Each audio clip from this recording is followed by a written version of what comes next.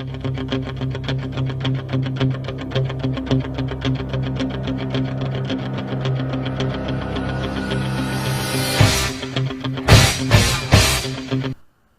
up, Pro Golf Nation? Welcome back.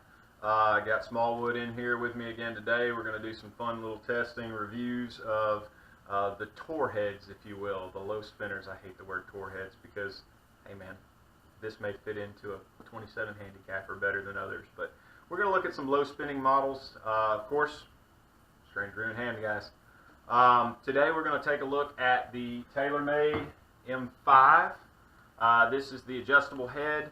Where we can maneuver some weights around to get the center of gravity into different positions, and also to move the sliding weight back for lower spin rate, higher spin rate. Again, this is what Taylormade is saying about this from a tech standpoint. Let's take a look at that. Alright guys, we got the Taylormade M5, kind of what Taylormade's telling us this year. The big talking point is the speed injected twist space. You see the two screws, red screws, or blood orange I guess, that are in the twist space. What Taylormade is telling us with this is that each one of these drivers was individually engineered above the legal limits on ball speed, on the trampoline effect if you will, and they actually drill these two holes in and will put resin inside that sticks to the back of the face and brings it back down to the legal limit. We have the twist space, the revolutionary design they came up with last year that kind of changes the old bulge and roll that we've all seen on drivers for so long, to kind of keep those balls that are off-center hit back in the fairway, keep them in play. We've got the carbon fiber crown. Again, like most of the club companies today, we're trying to strip weight away from the top of the clubs that we move it into the perimeter and into the base to be able to change MOI, center of gravity, get that thing jumping off of there as fast as possible, and also as straight as possible.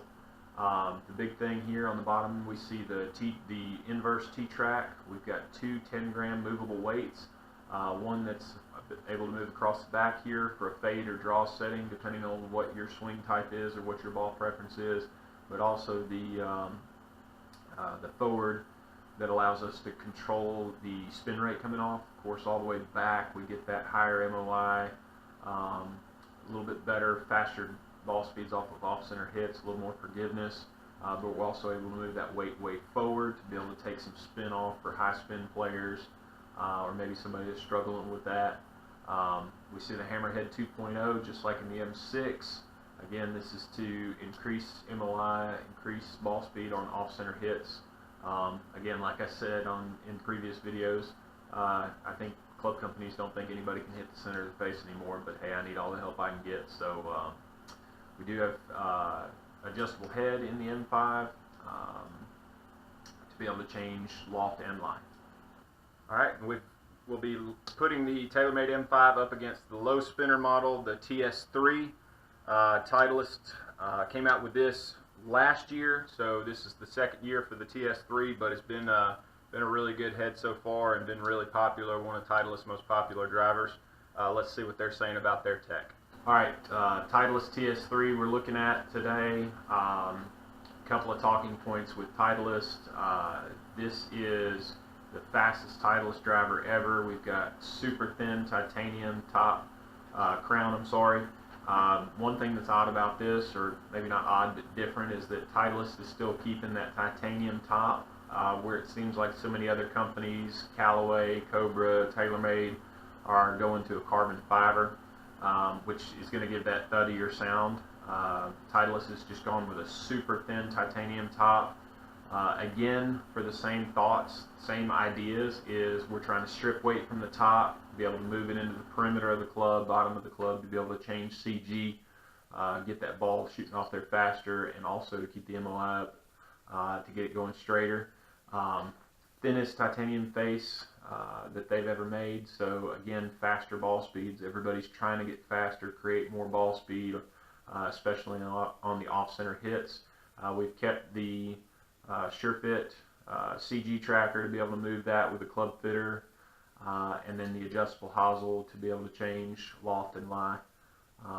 Again, good clean design, just as Titleist always had, but like everybody else, trying to do everything they can to strip weight off the top, get it into the bottom, especially towards the back, to be able to increase that club head speed, or I'm sorry, increase that ball speed, and especially on off-center hits. So. All right, Bobby, talk to me about the club-headed address. Yeah, going M5. And last week we kind of talked about the M6. The M5 has a very similar look. Love the top line. Again, they thinned that down, got the little lipstick in the back, if you will. The one thing I like about this personally is the head isn't as long. In the M6 we had the inertia generator, so you had a longer head from club face to the back of the crown. This one definitely is a little bit more squatty, so we'll see how it performs.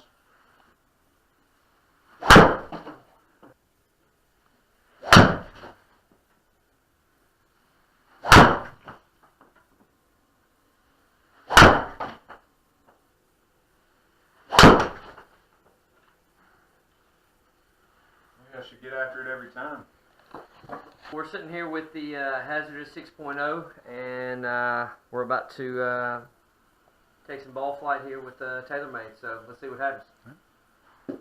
How's the address position? What do you think? At the address, similar to what I said before, of course we got the power meter down here at the bottom with the red marker around the back, and then just again an original look. It's nothing fancy, just a good old golf club look, and I anticipate great action out of this club. All right, let's see it work.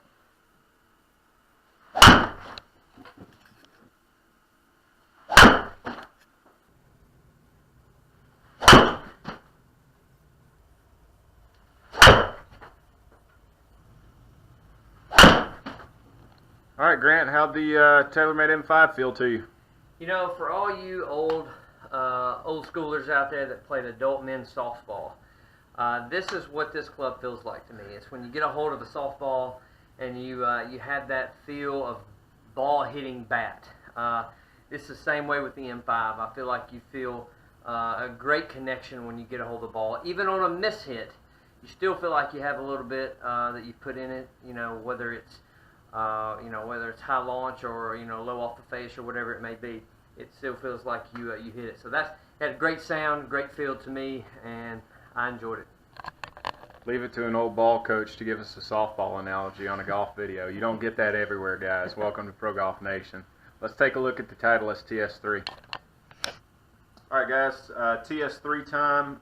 We're going to, again, trying to match this up as close as we can. So we're going to be in the Even Flow Project X, 65 gram stiff, just like the Hazard 6.0. So pretty common.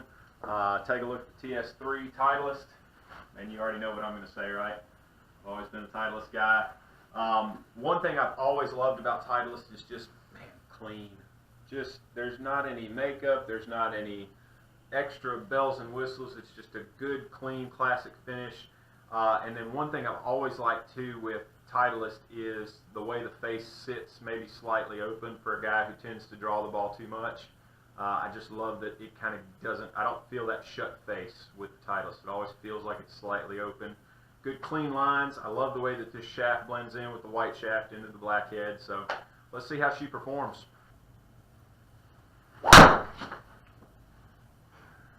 Sold.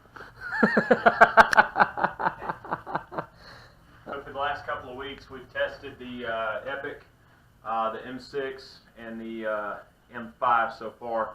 This is definitely the loudest driver we've seen so far. The Callaway and both Taylormades were kind of that thud we've talked about. Definitely got a little bit more ping on this one. So.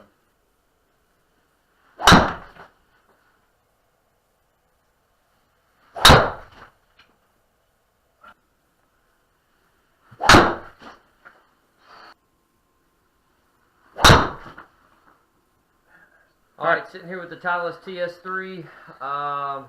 You know, I'm with you. I'm a Titleist guy. I love it. Got the Johnny Cash look here. It's all black, just about, with a little gray X near it. But what we have, on the top is just that real shiny view with the reflection. You know, you want to see all you guys that want to see your reflection in the mirror. Well, just grab this club right here, and you'll be able to see that. It's just got the great look and just very proper approach to the ball when you're over the club, and I think just everyone loves that look at Titleist. I say everyone, all the Titleist guys know what I'm talking about. So we're going to hit it and see how it performs. All right, say that again, Grant. So you were pointing out something about the setup here. So the shaft of the driver, what I really like is the fact that I don't see any markings on the top of this shaft all the way down. Now, when you turn it over, obviously you see what it is, but it just is such a clean look on one side versus the other, and I like the fact that it's a very clean look and it doesn't have a lot of busyness for my eye to catch.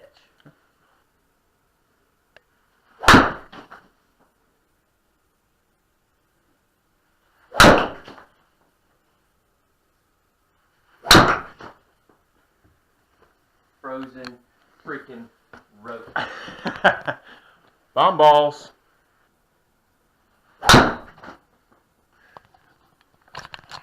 Ladies and gentlemen, I think Grant Smallwood has found himself a club.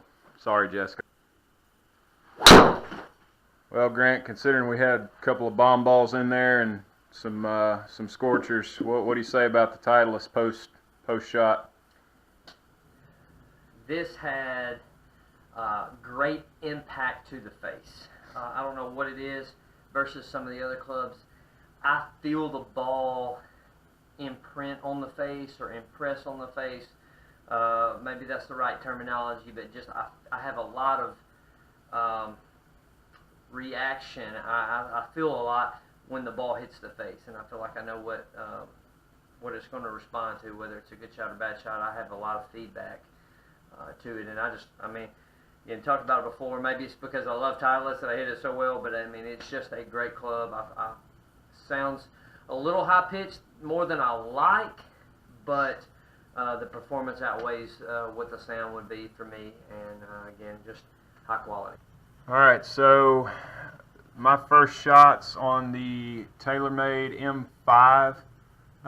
We see an average distance of 254, average ball speed 141.8, launch angle of 15, a little high, spin rate a little bit low for me in 1700.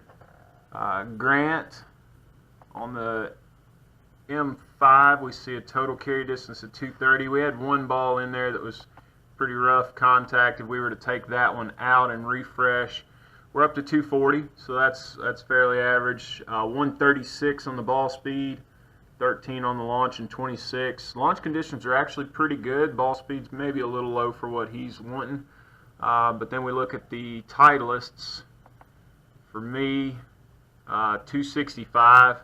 Ball speed up 4 miles per hour.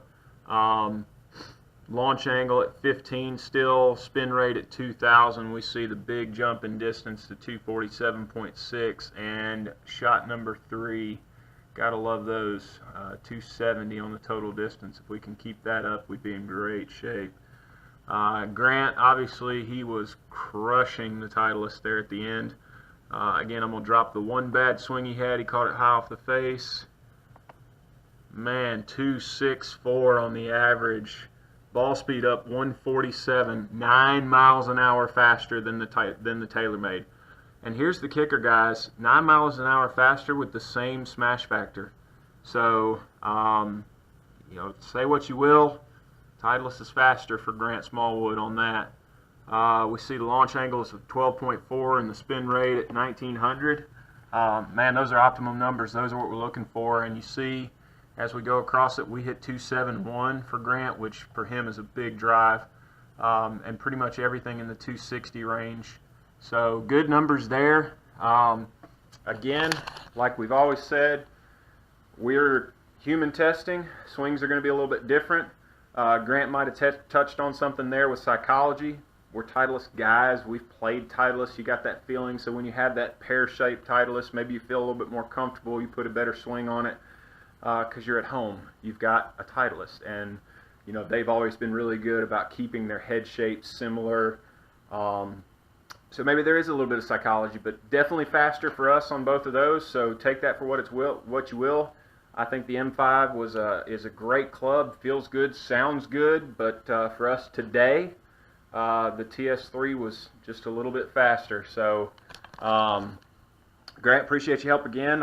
Any kind of wrap-ups? I think just looking at it again, I think psychology may have to do a little bit of it. And that's just to say not a sale for any particular club, but for you to come in here, get it tested, go see what the face looks like for you, go hit the club, and you have to like it. I know you can come in here one day and hit it and it feels great, and you get on the course and it doesn't. So come in multiple times, get those clubs in your hand, get to feeling it, and get something that you like, because ultimately the game grows when you do. All right, guys, as always, appreciate you being a part of the Pro Golf Nation. If you like the video, give us the thumbs up, consider hitting subscribe down below, and we'll try to have a new video out to you real soon. Go low out there.